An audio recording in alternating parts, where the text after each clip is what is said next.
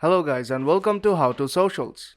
In this video I'm going to show you how to add a note to a new member of a Facebook group.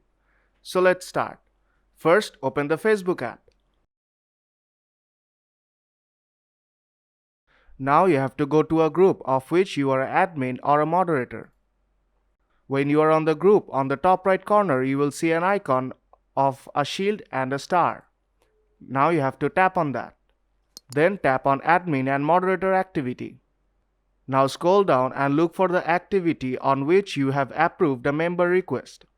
For that you may have to scroll down. And here you can see that I have approved some member request earlier.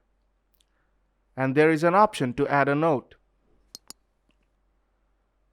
Now to add a note to a new member, tap on Add Note. And now type in your message. You can welcome the member and explain the group rules on this text. When you are done, tap Add on top right corner, and the note will be added to that new member on your Facebook group.